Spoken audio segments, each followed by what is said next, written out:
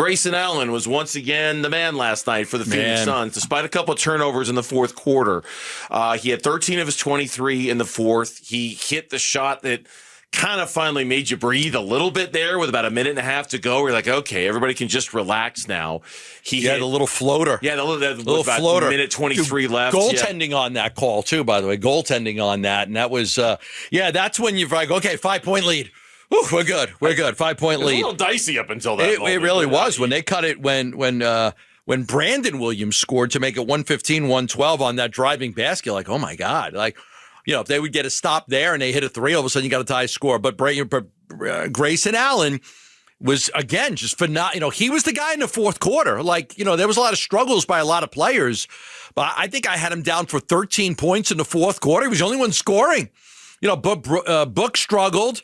But Grayson Allen, 23 points, 8 of 17 shooting, 4 of 9 from deep, including back-to-back threes in that fourth quarter. Made 3 out of 4 free throws. He had 5 rebounds, 5 assists, 3 steals, a block. Like, he was Roy Kent. He was everywhere. He was here, he was there, he was everywhere. Yeah. Just another phenomenal game by Grayson Allen. It's like, I honestly think, and I know this sounds crazy, I honestly think he's playing like an all-star. I think he's playing at an all-star level the way he's playing. I think that sounds that crazy, to be honest with you. I mean, like at least he'd get it's so hard in this league because there are just so few spots to go around. Right. It's hard to see a guy like Grayson Allen getting all-star consideration. But yeah, he's look, I got this note off of Suns.com. Last night was Grayson Allen's 6th straight game with at least 4 made three-pointers. That actually ties the franchise record for most games in a row. He can break it tonight if he hits at least 4 three-pointers against the Indiana Pacers. Tied him with Raja Bell for the most games in a row with at least 4 made three-pointers. Kind of a random stat, but also kind of like, I know the 10 was what caught our attention the other day and was what, caused us to have him on. But it's gone on longer than that, to the point where a buddy of mine on Twitter, and he covers the NBA, and he tweets a lot about the Suns because he grew up loving the Suns. His name is Matt Petersen. Matt Petersen tweeted out last night that Grayson Allen is dangerously close to joining the likes of Danny Ainge, Rex Chapman, and Raja Bells as veterans who came into Phoenix and assumed the shooter role and fan favorite status. And I don't disagree at all. I think Grayson Allen is, and I don't know what took him so long to get there. I think it was kind of hard because he was on a team that people, Kevin Durant. It's on a team that people hated. It's on a team that people despised. That too. Nobody liked the Suns team the last 2 years. They were Kevin Durant fans, but nobody liked the Phoenix Suns the last 2 years. So let's take I don't even think Matt Ishbia and Josh Bartlestein liked the Suns the last 2 years. So let's take that. It was a hard team to like. Further. On the most likable Suns team we've had in the last 3 years, is Grayson Allen the most likable player on the most likable team we've seen in the last 2 years? I don't think we have the cut from him the other day, but when he said, I said, you love it here, don't you?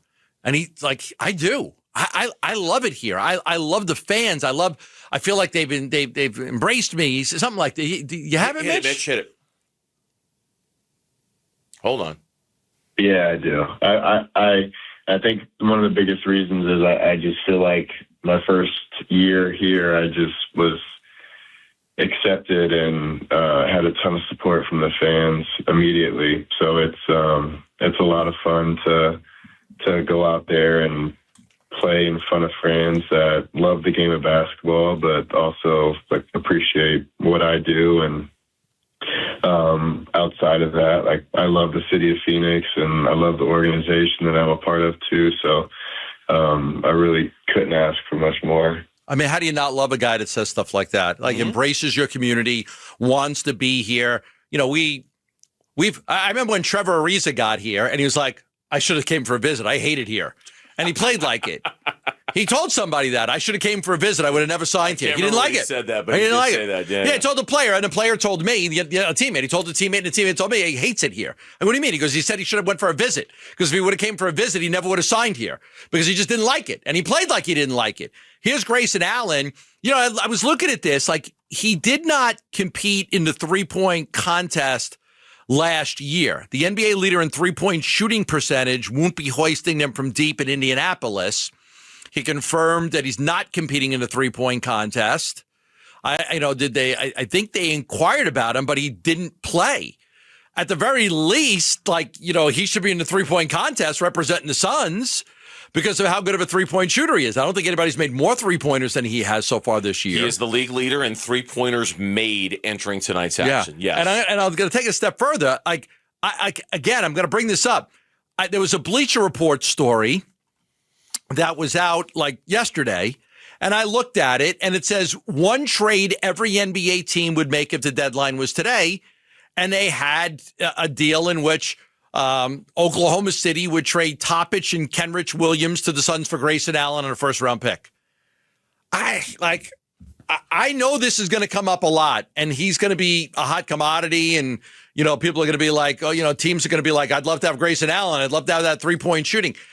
It's early. I don't want to be talking about the trade deadline a lot with the Phoenix Suns, but there's something to me to be said about trying to build a culture of winning. And if you've got a team that has a chance to go to the play-in, even if it's just a play-in, with a bunch of guys that are 23 years old and shock the world when nobody thought this.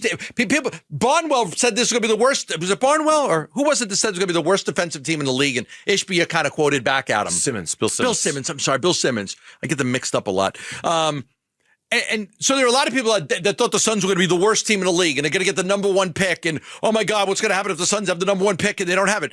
This team has a shot at the play-in. And if you have that shot, it's almost like a baseball team being within 3 or 4 games of a playoff spot. I don't think you could be making any trades of your key players. So, I think teams are going to call, teams are going to inquire. He's been great, but he's still young and he's under contract. And I think you got to try to. I think you got to try to build the culture of winning, and he's a part of that. Thanks for watching Burns and Gambo. Click to see more from the guys and hit the button in the middle to subscribe so you never miss a video from Arizona sports.